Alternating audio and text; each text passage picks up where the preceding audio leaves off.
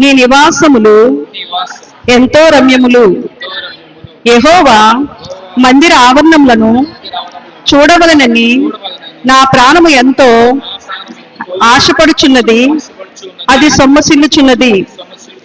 జీవము గల దేవుని దర్శించుటకు నా హృదయమును నా శరీరమును ఆనందముతో కేకలు వేయుచున్నవి.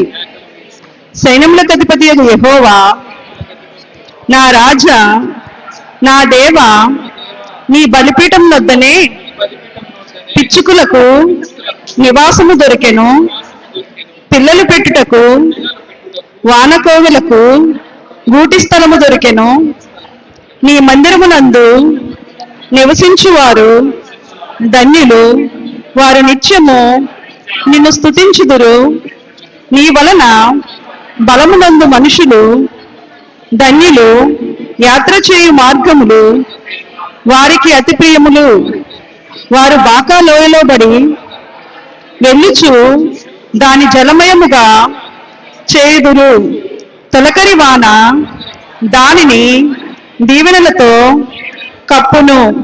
వారు నానాటికి బలాభివృద్ధి నొందుచు ప్రయాణము చేయుదురు. వారిలో ప్రతివాడును సియోనులో దేవుని సన్నిధిని కనబడును. యెహోవా సైన్యములకు అధిపతియగు దేవా, నా ప్రార్థన ఆలకింపుము. యాకోబు దేవా, చెవియొగ్గుము. దేవా, మా కేడమా, దృష్టించుము. నీవు అభిషేకించిన వాని ముఖములు రక్షింపుము. నీ ఆవరణములో ఒక్క దినము గడుపుట 1000 దినముల కంటే శ్రేష్టము. భక్తిహీనుల గుడారములలో నివసించుట కంటే నా దేవుని మందిర ద్వారము వద్ద నుండుట నాకిష్టము. దేవుడైన యెహోవా సూర్యుడును కేడమునై ఉన్నాడు. యెహోవా కృపయు ఘనతయు అనుగ్రహించును. యథార్థముగా ప్రవర్తించు వారికి ఆయన ఏ మేలును చేయక మానడు. సైన్యములకు అధిపతియగు యెహోవా, నీ యందు నమ్మిక ఉంచువారు ధన్యులు. దేవుడి పరిశుద్ధ వాక్యం దీవించును గాక. ఆమేన్. ప్రార్థన చేసుకుందాం. పరిశుద్ధమైన దేవా, ప్రేమ గల యేసయ్య, మాతో ఉన్నవాడానికి స్తోత్రాలు. మేము బలహీనం అయిపోయాము, నువ్వు బలహీనిచ్చి లేవనెత్తి స్వస్థపరిచి నీ వాక్యం ద్వారా మనం నింపమని యేసునామమున ఇచ్చున్నాం ప్రభువా. ఆమేన్, ఆమేన్. మంచిది. మనం ప్రతిది కూడా ప్రార్థన వలనే జరుగుతుంది. ప్రతిది కూడా ప్రార్థనలో జరుగుతుంది. రాజుల గ్రంథం, మొదటి రాజుల గ్రంథం 8వ అధ్యాయము 38వ వచనం. ఇశ్రాయేలుకు నీ జనులలో ప్రతి మనిషి తన మనోవ్యాధిని తెలుసుకున్నాను కదా, ఒక్కడైనను జనులందరైనను ఈ మందిరము తట్టు తమ చేతులు చాపి ఏంటన్నారు? మళ్ళీ చెప్పాలి. ఎలా చేయాలి? చేతులు చాపి కదండి. మనం అలా ఉంటున్నామా? ప్రార్థన. ఇక్కడ మనోవ్యాధితో బాధపడుతున్నారు. మనోవ్యాధి అంటే ఎలా ఉంటుంది? ఎవరికి తెలియదు. తెలుసండి? డాక్టర్ గారు చెప్పలేరు, మనుషులు చెప్తారా? దేవుడు ఇక్కడ మాట్లాడుతున్నాడు. ఇశ్రాయేలు ప్రజలకి దేవుడు మాట్లాడుతున్నాడు, జనాంగానికి చెప్తున్నాడు, మనకు కూడా హెచ్చరికిస్తున్నాడు. మనం చాలా జాగ్రత్తగా ఈ మాటలను, ప్రతి మనిషి తన మనోవ్యాధిని తెలుసుకున్నాడు కదా అంటున్నాడు. ఎలా తెలుసుకుంటారు? దేవుని మందిరానికి వస్తే తెలుసుకుంటారు. దేవుని యొక్క బలిపీఠం దగ్గరికి వచ్చి ఆ మనోవ్యాధిని పోగొట్టాలంటే దేవుడు పోగొడతాడు. హల్లెలూయా, హల్లెలూయా.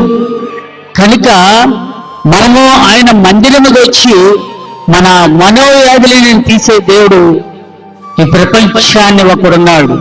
ఎవరైనా ఎవరు? యేసుక్రీస్తు ప్రభు. చెప్పండి, నేను చెప్పడం. హల్లెలూయా, హల్లెలూయా. మనోవ్యాధిని, ఎటువంటి వ్యాధైనా సరే పోగొట్టే యేసు ప్రభు ఉన్నాడని తెలుసుకునే అవసరం ఉండాలి. ఈ రోజుల్లో దేవుని బిడ్డలారా, చాలా మంది మనోవ్యాధితో బాధపడుతున్నారు, కుమిలిపోతున్నారు.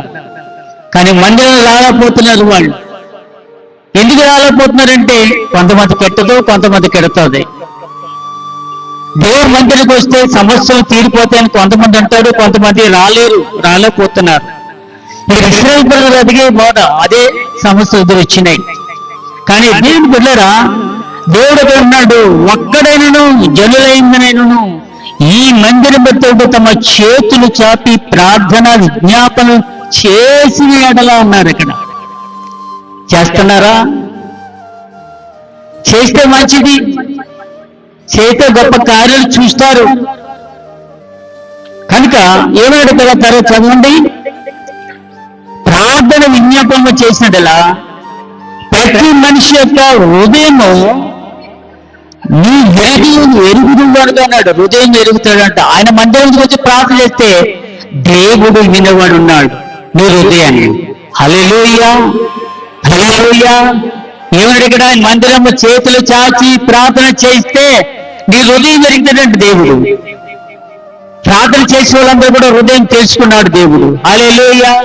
నీ హృదయము ఎరుగుదు గనుక నీవు ఆకాశమును నీ నివాస స్థలమును విని క్షమిస్తావుట.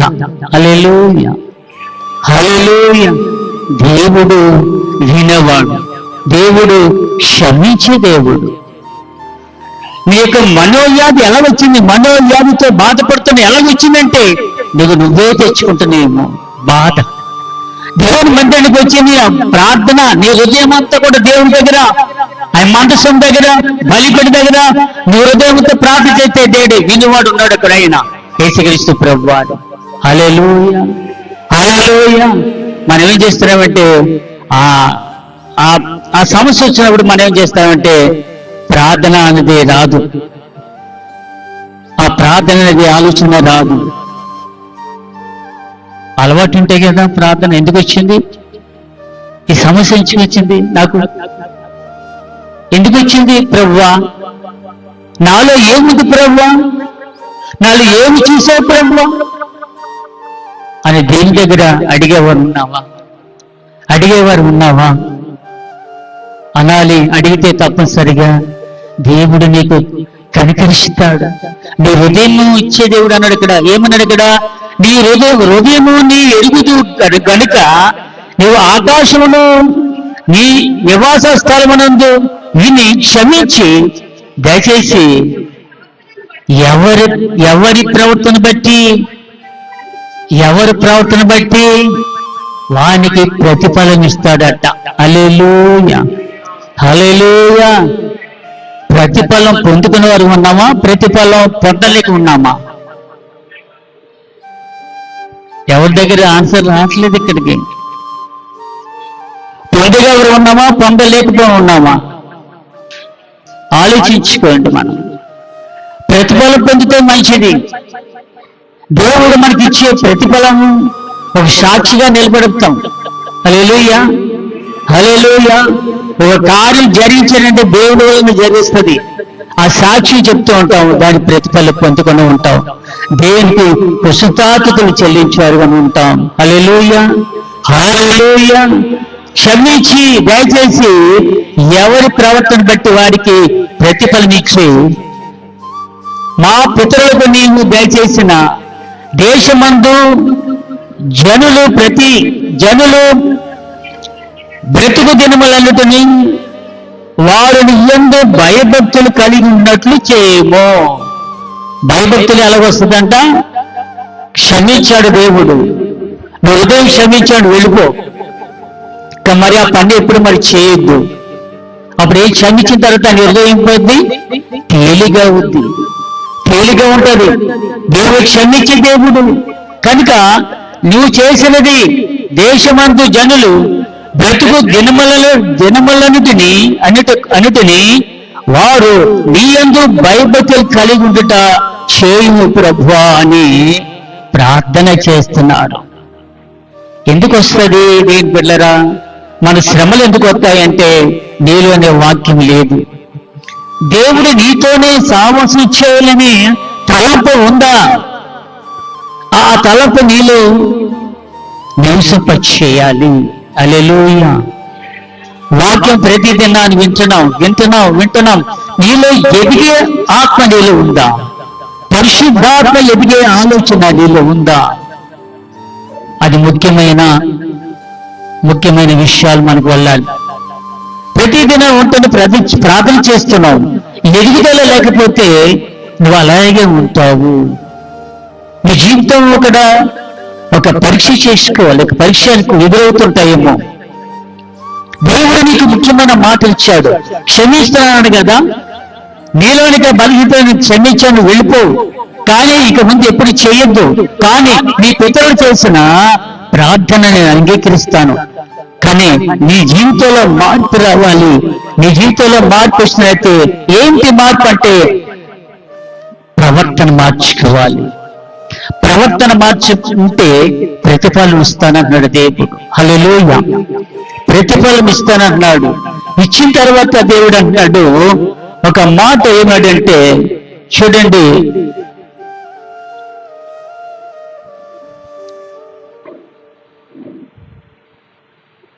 బ్రతుకు దినవండి వారు నీ యందు భయపు కలిగిట చేయము.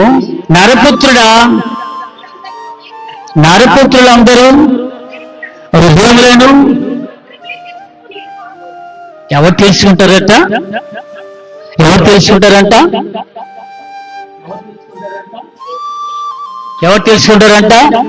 ఎదరు చెప్పండి. నువ్వు కళ్ళు అలా చూస్తాను చెప్పండి.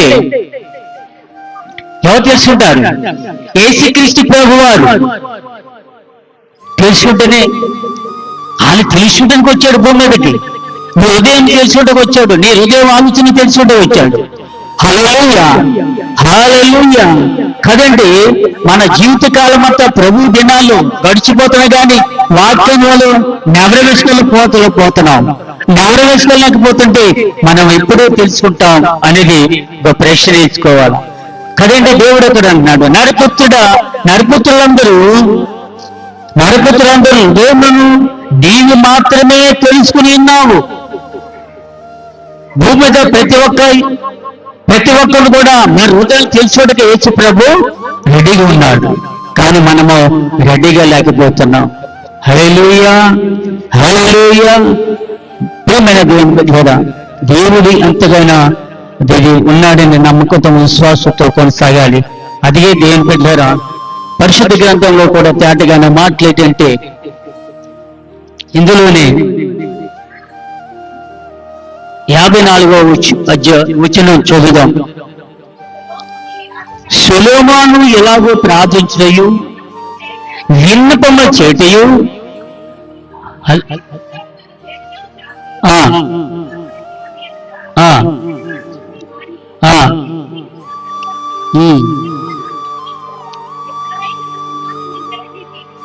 ఆమేన్, హల్లెలూయా. కాదండి, ఇక్కడ కూడా ఏంటంటే ఇక్కడ ముఖ్యాంశం ప్రార్థన. సొలొమోను మహారాజు గారి ప్రార్థన. దేవుడు కూడా సొలొమోను ఎందుకు ఏర్పరచుకున్నారంటే దావీదు కుమారుడు సొలొమోను తనకిష్టలుగా ఉండాలని ఏర్పరచుకున్నాడు. ఎందుకంటే దావీదు పరిపాలించే టైం అయిపోయింది. కుమారుడా, దావీదు నీ కుమారుడు నాకు ఇష్టమైన కుమారుడు కావాలి, కనుక నేను నీ కుమారుని ఎన్నుకున్నాను అని చెప్పినట్లు ఇక్కడ లేఖనాల్లో చూస్తున్నా. ఎందుకంటే సొలొమోను మహారాజు చాలా ఇష్టమైన మనిషి యేసు ప్రభువారు. హల్లెలూయా, హల్లెలూయా. సొలొమోను ఎలాగో ప్రార్థించుటయు విన్నపము చేయుటయు ముగించి ఆకాశం తట్టు చేతులు చాపాడట. హల్లెలూయా. ఆకాశం తట్టు చేతులు చాపి, ప్రభువా మమ్మల్ని కనికరించుదేవా, యేసు ప్రభువా మమ్మల్ని కాపాడుదేవా. మోషే ప్రార్థన చేశాడు. ఎక్కడ ప్రార్థన చేశాడంటే దేని పెట్టారా సముద్రం దగ్గర ప్రార్థన చేశాడు. మనకు తెలుసు ఆ విషయాలన్నీ కూడా. ఓ పక్కన సైన్యం ఎదురొస్తుంది, ఫరో సైన్యం వస్తుంది ఇక్కడ. ఓ పక్కన పడిన పాటలు ఎలాగ ప్రభు మా జీవితాలు అంటే దేవుని దగ్గర మొరపెట్టారు మోషే, అక్కడ జనాంగం అంతా కూడా. మోషే మొరపెట్టి 2 చేతులు పైకెత్తి ప్రార్థన చేస్తుండగా దేవుని ప్రార్థన విన్నాడు. వారి ఫలితాలు కూడా చూశారు. నీవు కూడా 2 చేతులు పైకెత్తి నీ మందిరం దగ్గర ప్రార్థన చేస్తే నువ్వు ఫలితాలు సాధించి వారిగా చేస్తాడు దేవుడు. హల్లెలూయా, హల్లెలూయా. మహాశబ్దముతో వచ్చిందంట ఆ ప్రార్థన. హల్లెలూయా. కదండి, మంచి ఆకాశంతో తన చేతులను చాపి యెహోవా బలిపీఠం ఎదుట మోకాలు మాని లేచి నిలిచి తర్వాత అతడు మహాశబ్దముతో ఇశ్రాయేలును సమాజం అంతటా కూడా దీవించేదేట. అంటే ప్రార్థన యొక్క ఫలితాలు. ఇశ్రాయేలు సమాజం అంతటా కూడా దీవించబడ్డారు. మన ప్రార్థన మన జీవితంలో వెలిగించి వారి ఉన్నామా? తరాలైపోతున్నాయి. వినండి, తరాలైపోతున్నాయి, దినాలైపోతున్నాయి, సంవత్సరాలు అయిపోతున్నాయి. మనం ప్రార్థన ముందుకు వెళ్ళటలే. బలిపీఠ దగ్గర ప్రార్థన చేయమన్నాము. సొలొమోను మహారాజు ఎందుకు చేశాడు బలిపీఠ దగ్గర? వాడికి సమయం వచ్చింది, చేసుకున్నాడు. ఆ సమయం దొరికింది, చేసుకున్నారు. మనము కూడా ఆ సమయం అందు చూసి బలిపీఠ దగ్గర ప్రార్థన చేస్తే మహాశబ్దముతో ఆ శబ్దం వచ్చిన తర్వాత ఆ సమాజం అంతటి కూడా ఏం చేశారంట? దీవించబడ్డారు. హల్లెలూయా. నీ కుటుంబం దీవించబడాలి, నీ బంధువులు దీవించబడాలి. అటువంటి ప్రార్థన నువ్వు చేయగలుగుతున్నావా? హల్లెలూయా, హల్లెలూయా, హల్లెలూయా. ప్రార్థనే మన జీవితాన్ని మార్పు చేస్తుంది. వాళ్ళందు కూడా మార్పు చెందారంటే వాళ్ళు ఎక్కువ ఏంటంటే ప్రార్థన చేశారు భక్తులు.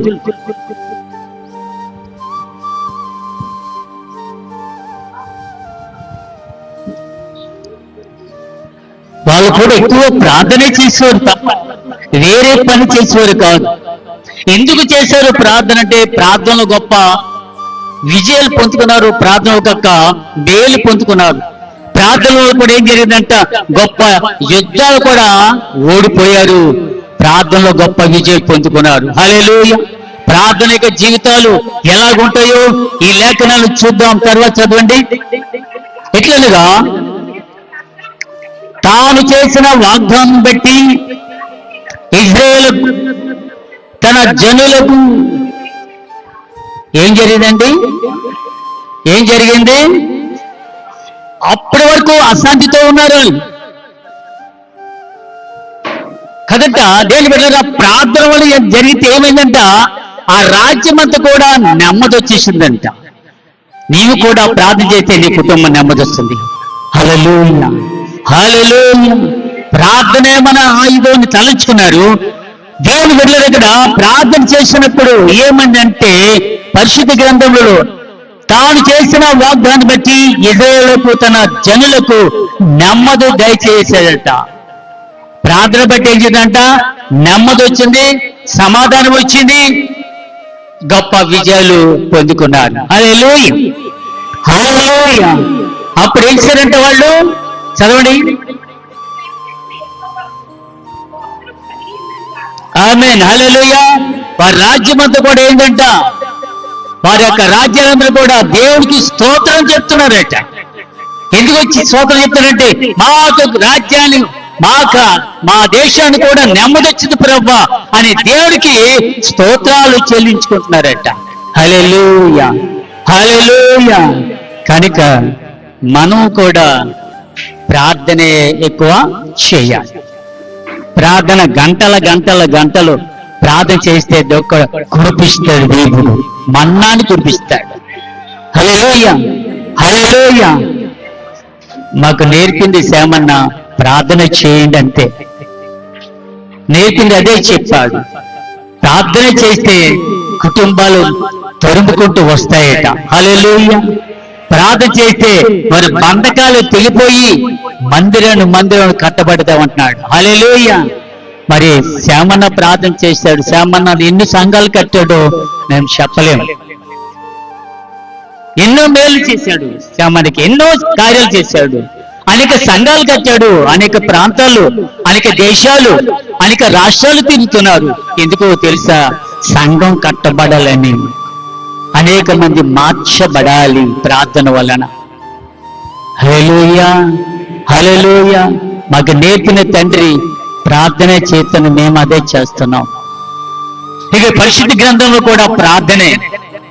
మా దేశంలో నెమ్మది వచ్చింది ప్రభువా, యెహో స్తోత్రం స్తోత్రం స్తోత్రం చెప్పుకుంటూ స్తుతిగానం చేసుకున్నారట.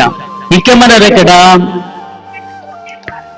తన దాసులైన మోసే ద్వారా ఆయన చేసిన శుభవాగ్దానంలో ఒక్క మాట అయినా తప్పుపోని కాదని లేఖనాల్లో చదువుతున్నాం. చూడండి, సాక్షి చెప్తున్నారు. మంచిది, మా కుటుంబం వరకు ప్రార్థన చెయ్యండి అంటున్నారు. ప్రార్థనకు విలువ బట్టే ఏమంటారు మీరు? నా కుటుంబం కొరకు ప్రార్థన చేయండి అయ్యగారు, నా కుటుంబం కొరకు ప్రార్థన చేయండి బ్రదర్ గారు, సిస్టర్ గారు. ప్రార్థన యొక్క శక్తి, విలువ చూడండి. ఇక్కడ దేవుడు మాట్లాడుతున్నాడు. దేవుడే మాట్లాడాడు. ఇక్కడ మోషేతో మాట్లాడు. తన దాసుడైన మోషే ద్వారా ఆయన చేసిన శుభవాగ్దానములు ఒక మాట అయినా తప్పిపోయేది కాదు. శుభవచన పలికారు. చాలా మంది, కొంతమంది మాటలు చెప్తే అపశుభములు జరుపుతూ ఉంటారు. హల్లెలూయా, హల్లెలూయా. కొంతమంది నోటి మాటలు అలగొత్తే అంటే శుభవచనం పలితే అమ్మా పర్లేదు, వచ్చేమో పర్లేదు, మరి మాకు ఎదురు పర్లేదు. కొంతమంది అశుభము చెప్తూ ఉంటూ ఉంటారు. కానీ దేవుని బిడ్డలారా, దేవుడి మాట మంచి మాట, అది శుభములు పలితే తప్ప చెడు మాట రాదు. హల్లెలూయా, హల్లెలూయా. దేవుడి దగ్గర మాట ఏముంటుందంట? శుభమే పలుకుతుంది కానీ అశుభం పలకదు. హల్లెలూయా, హల్లెలూయా. మీరు మోషే చెప్తున్న మాట్లాడుతుంటే దేవుడు మోషేతో మాట్లాడుతాను. దాసుడైన మోషే ద్వారా చెప్పిన ప్రతి శుభవాగ్దానం ఒక మాట అయినా తప్పిపోలేదు కాదు. కాబట్టి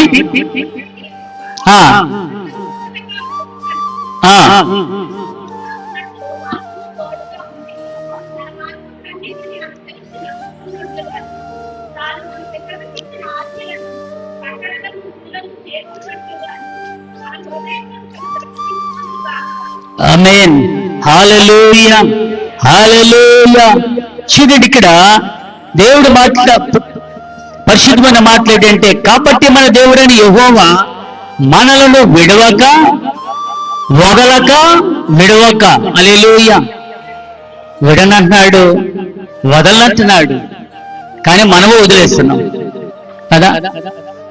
మందిరానికి వచ్చినప్పుడు జాగ్రత్తగా వస్తాం, ఇలాగా జాగ్రత్త వెళ్ళిపోతాం, వదిలేస్తాం. దేవుడిని వదలదంటున్నాడు దేవుడు, మానంటున్నాడు, వదలను విడవను. హల్లెలూయా, హల్లెలూయా. వదలను విడవను. మన పితరులకు తోడుగా ఉన్నట్లు మనకును తోడుగా ఉండి, మా పితరులు కూడా తోడుగున్నాడు, నీకు కూడా తోడుగున్నాడు, నీ కుటుంబానికి తోడుగా ఉన్నాడు.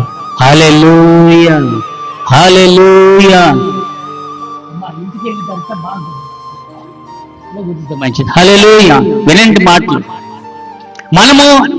మన వాక్యం విని దేవుడే మాట్లాడుతున్నాడు. వాగ్దానము, శుభవాగ్దానం ఇది కదండి. దేవుడే మోషేతో మాట్లాడుతూ నీతో మాట్లాడుతూ. కాబట్టి మన దేవుడైన యెహోవా మన పితరులకు నీకు ఇచ్చిన వాగ్దానము మనకి ఇష్టానికి ఇష్టపడుతున్నాడు. హల్లెలూయా, హల్లెలూయా. తన మార్గములన్నీ అన్నిటినీ అనుసరించి నడుచుకున్నట్లుగాను తన మార్గములు. ఏ మార్గం అది? మంచి మార్గము. ఏ మార్గం అది? మంచి మార్గమే నడమంటున్నాడు. నడిచినట్లుగాను తాను తన పితలకు ఇచ్చిన ఆజ్ఞలు, కట్టడను, నిధులను చేసి నేర్చుకున్నట్లుగాను మన హృదయములను ఎవరి తట్టు అంట? ఎవరి తట్టు? వింటున్నారమ్మా? వింటున్నారు? హల్లెలూయ. మన హృదయాలు ఆయన తట్టు తిరగాలి. ఇంత వాక్యం విని మనం హృదయం ఎక్కడుతున్నామంటే పక్క పెట్టకూడదు. ఎందుకు చెప్తున్నాడు ఈ మాటలు? ప్రియమైన దేవుని బిడ్డలారా, దేవుడే చెప్తున్నాడు స్పష్టంగా. వాగ్దానం ఇచ్చిన దేవుడు నెరవేర్చిన దేవుడు. వాగ్దానం ఇచ్చి నెరవేర్చుకుని వారు నీ వైపు తిప్పడానికి దేవుడు ఆశిస్తున్నాడు. హల్లెలూయ, హల్లెలూయ. దేవుడు ఆశించిన రీతిగా నువ్వు కూడా ఏం చేయాలంటే ఆయనను హృదయానికి తట్టు తిరగాలి. హల్లెలూయ. ఎప్పుడైతే ఆయన ఆజ్ఞలను నిధులను ఎప్పుడైతే నువ్వు గైకుంటావో, నీ హృదయమును ఆయన తట్టు తిప్పుకుంటావో, దేవాది దేవుడు నీకు మంచి ఆశీర్వదిస్తూనే ఉంటాడు. హల్లెలూయ, హల్లెలూయ. ఈ రోజు మనం చాలా జాగ్రత్తగా ఈ విషయం ఏంటంటే ఆయన మాటకు లోబడాలి. తర్వాత నువ్వు ప్రతి దినాన కూడా ప్రార్థన చేయాలి. ప్రతి విషయంలో కూడా మనము సాక్ష్యాలు చెప్పారు కదండి. ప్రార్థన విన్నాం, ప్రార్థన వల్ల మాకు విజయం వచ్చిందండి, ప్రార్థన వల్ల మాకు సంతోషం వచ్చింది, ప్రార్థన వల్ల మాకు ఈ యొక్క బాధలను కూడా ఈ యొక్క బలహీనతలను కొట్టివేశాడు దేవుడు.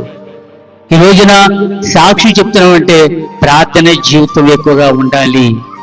ఇంకో మాట ఏంటంటే నువ్వు ఈ గిఫ్ట్ పొందుకున్న తర్వాత మళ్ళీ కూడా నీకు తయారు చేస్తాడు. ఏమిటి తెలుసా? మళ్ళీ ఇంకోటి విజయం ఇష్టపడతాడు దేవుడు. హల్లెలూయ, హల్లెలూయ. మన ప్రార్థనలో ప్రతి ఒక్కరూ ఎదగాలి, ప్రార్థన పొడుగా నడిచే వరకు ఉండాలి. ఇక్కడ మోషే ఏం చేశాడంట? ప్రార్థన చేశాడు. హల్లెలూయ. మోషే ప్రార్థన చేసిన తర్వాత ఏం చేసిన? గొప్ప విషయం పొందుకున్నాడు, గొప్ప మేలు పొందుకున్నాడు మోషే. కనుక చాలా మంది మేలు పొందుకున్నారు. హల్లెలూయ. ప్రార్థనలో గొప్ప ఆశీర్వాదం పొందుకున్నాడు, చాలా మంది పొందుకున్నారు దైవజనులు కదండి. మోషే, ఏలియా కూడా ప్రార్థన వలన గొప్ప మేలు పొందుకున్నాడు. హల్లెలూయ. యెహోషువ ప్రార్థన చేశాడు, గొప్ప మేలు పొందుకున్నాడు. హల్లెలూయ. ఎలీయా ప్రార్థన చేశాడు, ఏం చేశాడట? 40 దినాలు ఆగిపోయినాయి. ఏంటి? వర్షం. అంతేనండి, 40 దినాలు ఆగిపోయినాయ్యా. హల్లెలూయ. ఇన్ని సంవత్సరాలు ఆగిపోయినాయంటే దేవుడు వర్షం మాకు కుడవలే. మళ్ళీ ప్రార్థన చేశాడు, దేవునికి మొక్కుకున్నాడు, ప్రభువా నీకు అవమానం లేకుండా ప్రార్థన చేస్తున్నాను, ప్రభువా వర్షము కురిపించదేవా అంటే కురిపించడం లేదా? మరి ప్రార్థన కదండి, అది ప్రార్థన కదా. గమనించండి ప్రియ బిడ్డలారా, మనము ప్రార్థనలు ఎక్కువగా సాగాలి. ప్రార్థనలో గొప్ప మేలు పొందుకుంటుంది తప్ప అపజయం రాదు మీకు. హల్లెలూయ. కనుక ఇక్కడ చూస్తున్న ప్రతి మాటలు కూడా వాగ్దాన పుత్రుడు యేసయ్య నీకు వాగ్దానం ఇస్తాడు, గొప్ప విజయం పొందుకుంటాం. ప్రతి విషయంలో కూడా మనము అన్ని విషయాలు కూడా మనము జాగ్రత్తగా ఉండి ప్రార్థన చేసినట్లయితే మన జీవితంలో మేలు చేస్తాడు, గొప్ప విజయాలు పొందుకుంటాడు. దేవుడు ఈ కొద్ది మాటలు మనకి ఉండునుగాక. ఆమేన్. పిల్ల సండే అన్న చూసారు అక్కడ.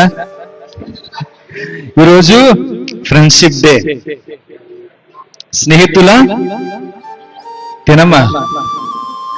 దినమే అంటారు, నేను అన్న కాదు, పిల్లలే అన్నారు, దినం అంటున్నారు అక్కడ. స్నేహితుల దినోత్సవము కదా. ఆ దినాలన్నీ కూడా కాలం పోయింది, ఇప్పుడు దినోత్సవము అని పెడుతున్నారు, కొత్త కాదు. ఓకేనా, మార్చారు అది కదండి. హల్లెలూయా, హల్లెలూయా. సో మీకందరికీ నా హృదయపూర్వక శుభాకాంక్షలు చేస్తూనే ఉంటున్నాను. ఎందుకంటే సేవకునికి ప్రతి ఒక్కరు కూడా మంచిగా సహకరిస్తూ ఉంటారు, స్నేహభావం కలిగి ఉంటూ ఉంటారు కూడా కదండి. సమాజంలో చూసినట్లయితే కనుక వారి వయసు తగ్గట్టుగా వారు చూసుకొని వారిని స్నేహితులుగా వారు చూసుకుంటూ ఉంటారు, ఎంచుకుంటూ ఉంటారు కదండి. వీరు మంచివారా కాదా అని చూసి దాన్ని బట్టి వారితో స్నేహం చేయడం జరుగుతూ ఉంటది. ప్రతి ఒక్కరికి కూడా స్నేహితులు కలరు, ఉంటున్నారు. ఉన్నారంటారా? ప్రతి ఒక్కరి స్నేహితులు ఉన్నారా? ఉన్నారా లేదా? ఇక లేకపోయినా సరే ఆన్లైన్ లో కూడా ఉంటారు కదండి. ఫేస్బుక్ లో, ఇన్స్టాగ్రామ్స్ లో ఆన్లైన్ ఫ్రెండ్స్ కూడా ఉంటారు. మిస్డ్ కాల్ ఫ్రెండ్స్ కూడా ఉన్నారమ్మోయ్. కొంతమంది మిస్ కాల్ ఫ్రెండ్స్ ఉంటారు, కనబడరు. అది ఆపదకు వచ్చిన కష్టం వచ్చినప్పుడు కనబడరు. మిస్ కాల్ మనకి ఫోన్ లిఫ్ట్ చేద్దాంటప్పటికి ఏమవుతుంది, కట్ అయిపోతుంది కదా. ఫ్రెండ్షిప్ అలాగుంటాయి. లోకం సమాజంలో ఆ రకంగా స్నేహము లేదంటే ఆ రకంగా స్నేహితులు ఉంటూ ఉంటారు. కానీ యేసుక్రీస్తు ప్రభువు వారు ఉన్నారు. ఈయనే ప్రతి ఒక్కరికి నిజమైన స్నేహితుడు. ఆయన నీతో మంచి సంబంధమును మంచిగా సహవాసం కలిగి ఉండాలని కోరుకుంటూ ఉన్నాడు. హల్లెలూయా. నేను తరచూ చెప్తూనే ఉంటున్నాను కదండి, మన స్నేహితులు గనక ఒకరైతే గనక మంచిగా సౌండ్ పార్టీ అనుకోండి, మన స్నేహితులు ఒకరు ఉంటారు కదా, ఎవరొకరు ఉన్నారు సౌండ్ పార్టీ అనుకోండి, మనకు సమస్యలు ఇంకేమైనా ఉంటాయా, కష్టాలు ఇంకా కనబడతాయి, ఇంకేమైనా ఎవరు రెస్పాండ్ అవ్వట్లేదు ఏంటి, కష్టాలు ఏమైనా ఉంటాయా, ఇంకా సమస్యలు ఏమైనా ఉంటాయి కనబడతాయా? నాకు ఎవరు లేరని చెప్పకండి, ఒకసారి ఊహించుకోండి ఒకసారి అలాగా అని చెప్పింది. అది అర్థమవుతుందా అంటే? అదే మంచిగా చెప్పారండి. మీరు జ్ఞానులంటే, మీరు ఎక్సలెంట్, మీరు అవునంటే మీరు జ్ఞానులంటే నేను చెప్పాను కదా, మీరు ఏక దౌలేశ్వర జ్ఞానులంటే. మీరు ఈ లోకంలో స్నేహం అనేది ఎంతవరకు ఉంటుందో, ఎంతకాలం ఉంటుందో మనం చెప్పలేము, ఎంతవరకు వారు నమ్మాలి కూడా మనం చెప్పలేము కూడా. కానీ దేవుణ్ణి మాత్రం మనము నమ్మాల్సిందే. ఆయన నమ్మదగిన వాడుగా ఉన్నాడు కాబట్టి కదండి. హల్లెలూయా. కొంతమందికి మాత్రమే ఆయన నమ్మదగిన వాడుగా ఉండడం లేదు, ప్రతి ఒక్కరికి ఆయన నమ్మగలిగిన వాడుగా ఉన్నాడు. అందుకని మన దేవుని గురించి పాట పాడుతూ ఉంటాం. నమ్మకమైన దేవుడమైనా నీవే, పాడాలి. నమ్మకమైన దేవుడమైనా నీవే, నేనేమై ఉన్నా ఏ స్థితిలో ఉన్నా, నేనేమై ఉన్నా ఏ స్థితిలో ఉన్నా,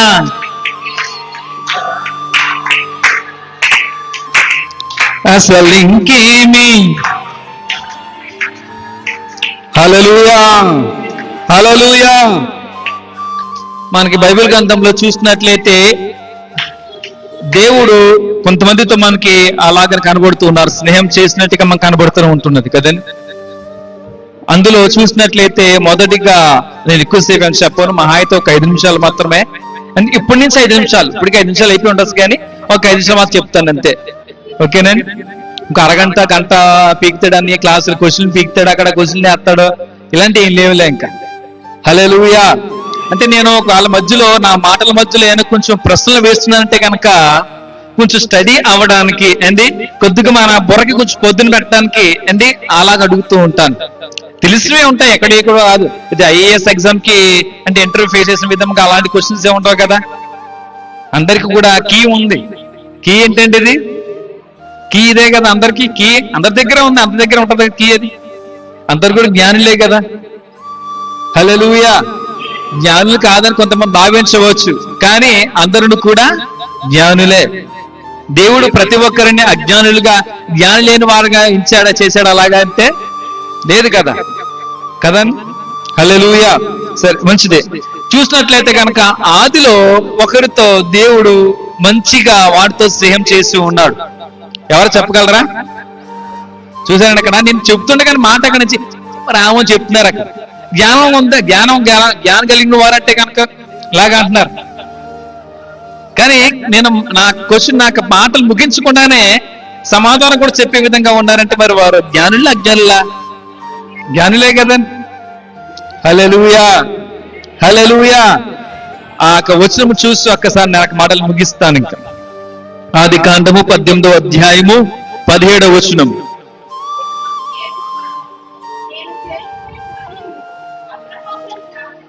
నేను చేయబోవు కార్యమును, బైబిల్ తీసారా? మీకు బైబిల్ తీసారా? కనబడుతుంది అక్కడ. ఆదికాండం 18వ అధ్యాయం 17వ వచనం. నేను చేయబోవు కార్యము అబ్రహామునకు దాచెదనా. హల్లెలూయా, హల్లెలూయా. దేవుడు అక్కడ తన స్నేహితునికి ప్రత్యేక విషయాన్ని కూడా చెప్పే చేసేవాడు. హల్లెలూయా, హల్లెలూయా.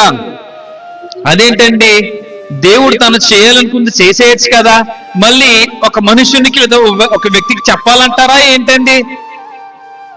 చెప్పాలంటారా ఏంటి?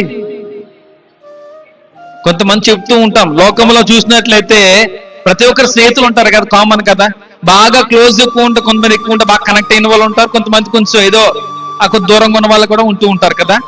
బాగా క్లోజ్ గా కనెక్ట్ అయిన వారితో ఉన్నారు అనుకోండి, ప్రతి విషయాన్ని వారితో మనం పంచుకుంటూ వారికి చెప్తూ ఉంటాం. అవునా కాదంటారు? అవునా కదా కదా?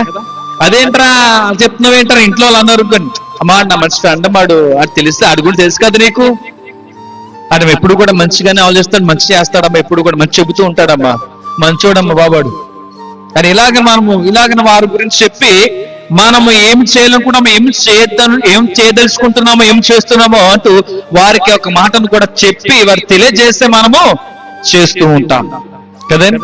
ఎందుకు అంటే గనక నీవు వానికి ఫ్రెండ్ గా ఉన్నావు కాబట్టి, వాడు నీకు స్నేహితుడిగా ఉన్నాడు కాబట్టి కదండి. అలాగ చూసిన ఎడల దేవునికి ఇక్కడ అబ్రహాము ఏమేమి ఉన్నాడండి, అక్కడ స్నేహితుడు. హల్లెలూయా. అంటే ఎందుకు అలాగ నా స్నేహితునిగా దేవుడు చూశాడు, కొని ఎన్నుకొని ఉన్నాడు, చేసుకొని ఉన్నాడు అన్నట్లయితే కనుక, దేవుడు ఏమి చెబుతున్నా సరే మంచిగా బాగా విని ఆ మాట ప్రకారంగా నడుచుకునేవాడు, జీవించేవాడు. అర్థమైంది నా మాటలు? దేవుడు ఏం చెప్పినా సరే అలాగేనయ్యా, అలాగే ప్రభువా అంటూ జీవించేవాడు, అలాగే వెళ్ళిపోయేవాడు, జీవించేవాడు అబ్రహాం భక్తుడు. అలాంటి వారిని స్నేహితులుగా ఉంచుకొనకుండా ఉంటారా ఎవరైనా? అమాయకుడు రా బాబాడు, చాలా మంచివాడు రా, నమోదస్తుడు, ఆడికి తరిగి ఏం తెలియదురా అని ఇలాగ డిఫరెంట్ యాంగిల్స్ లో మనం చూసి అలాగనే మనము పిక్ చేసుకుంటూ ఉంటాం, ఫ్రెండ్ గా చూస్ చేసుకుంటూ ఉంటాం కదండి. ఇంకొక చెప్పాలంటే గనక అబ్రహాము తన స్నేహితుడు కదా, దేవునికి స్నేహితుడు కదా, తన యొక్క కుటుంబీకుడు అనగా లోతు కుటుంబం కొరకు కూడా అబ్రహాము ప్రార్థన చెయ్యగా, దేవునితో మాట్లాడగా, తన కుటుంబాన్ని కూడా దేవుడు అక్కడ రక్షించగలిగి ఉన్నాడు. అరే నా స్నేహితుడు అడుగుతున్నాడు రా బాబు అని, అంతేనంటారా? మనం మంచిగా బాగా అర్థం అవ్వాలి చెప్తున్నాను అలాగేదని. హల్లెలూయా, హల్లెలూయా. దేవుడు తలుచుకుంటే ఏదైనా సరే చేయగలుగుతూ ఉంటాడు, చేసేస్తాడు అనుకోవచ్చు, కాదంటలేదు. మనం ఇందాక వాక్యం కూడా విని ఉన్నాం కదా, ఇందాక ముందుకు చెప్పి ఉన్నాను కూడా, ప్రార్థన చేయడం వల్ల మనకి కారం జరుగుతూ ఉంటాయి. ప్రార్థన చేయడం వల్ల మనకి ఏమవుతూ ఉంటుందండి, మన పరిస్థితులు మనకి మారిపోతూ ఉంటాయి. హల్లెలూయా, హల్లెలూయా. సో ఇక్కడ తన యొక్క కుటుంబీకుడైనటువంటి లోతు కొరకు, తన కుటుంబం కొరకు అక్కడ అబ్రహాం భక్తుడు దేవునితో మాట్లాడాడు, ప్రార్థన చేశాడు. కాబట్టి ఏం జరిగింది, దేవుడు తన యొక్క స్నేహితుని యొక్క మాటను, ప్రార్థనను ఆలకించి ఉన్నాడు, అంగీకరించి ఉన్నాడు. కాబట్టనే తన కుటుంబాన్ని రక్షించగలిగి ఉన్నాడు, రక్షించాడు. లోతు భార్య తన పక్కన పెడిసేంది, తన కుటుంబాన్ని అంతటా కూడా దేవుడు రక్షించాడా కాదా అంటారా? అక్కడ ఆ సమయాన్ని ఆ లోతు భార్య కూడా రక్షించబడుతూనే ఉన్నది. కానీ తనైతే కనుక ఆ సమయంలో అపవాదిగాడు దూరాడు. అపవాదిగాడికి లోతు భార్య అక్కడ చోటు కల్పించినది, చోటు ఇచ్చినది కాబట్టనే అలాగనా జరిగినది.